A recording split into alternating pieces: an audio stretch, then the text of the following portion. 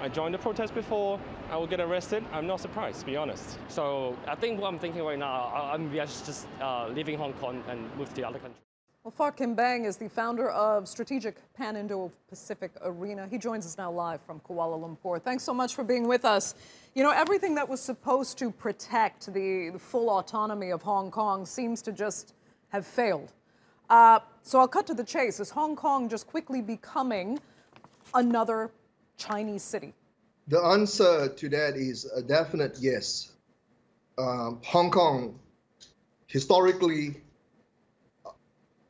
and in any other ways, is actually part of China. What made Hong Kong the center of the news was the fact that there was an agreement between China and Britain that Hong Kong would enjoy an autonomy of 50 years. Unfortunately, that system apparently has broken down. And what we are witnessing right now, in a sense, is historical, but in a sense, is also, from the democratic standpoint, the death of Hong Kong's one country, two system status. I mean, is China at this point just simply too powerful, really, for anyone to do anything about it? I mean, the United States can criticize all it wants, but the bottom line is nobody is in a real position to challenge China and its sovereignty on that level. And given what the pandemic, you know, has done to so many economies around the world, China was really able to kind of take advantage of the void that was left. Well, that's an excellent question. When you are caught in a conflict or having any kind of political friction, you want to have the ability to rally the cavalry to come to your aid. But unfortunately, we have to face the facts. Hong Kong is part of China, and I'm not being apologetic here. Hong Kong is indeed part of China. What makes it tacky or delicate is the fact that there was an agreement which tried to protect the status of Hong Kong as a separate entity, or what is known as a semi-autonomous region, for as long as 50 years until 2047. That apparently is not happening under the watch of President Xi Jinping. So you could call it a tragedy, but you could call it history fast forward. Okay, history fast forward. That's an interesting way to put it. But in the meantime, you know, we're seeing Hong Kong's youth in particular that were supposed to reap the benefits of that agreement for another, 20 plus years. We're seeing them lose out. You know, we saw some of the people interviewed in our reporter's piece saying their consideration now is just to leave the country because this isn't the Hong Kong that they were born in. Do you expect to see an exodus of sorts?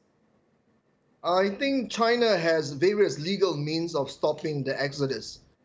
For instance, even when United Kingdom allows the British national organization passport to be used as the legal document to leave Hong Kong in large numbers, China would have the means of canceling the legality of the BNO, the legal document, therefore nullifying or neutralizing the attempt by Hong Kong people to leave Hong Kong in large numbers. And the national security law is indeed very, very, very powerful, as you can see today.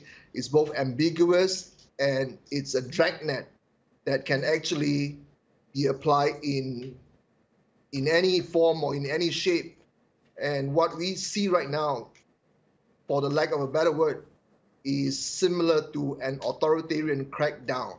But then from the point of view of Beijing, this is how they enforce law and order, or rule of law.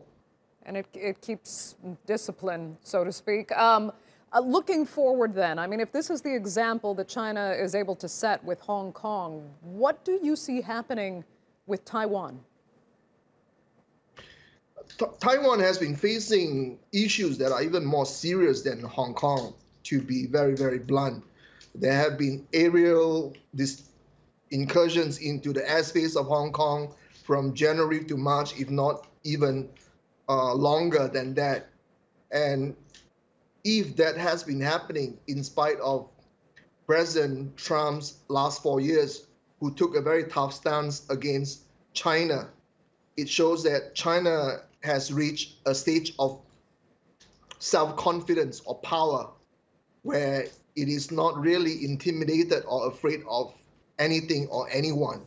And people who love President Xi Jinping would give all credit to that kind of show of force or character.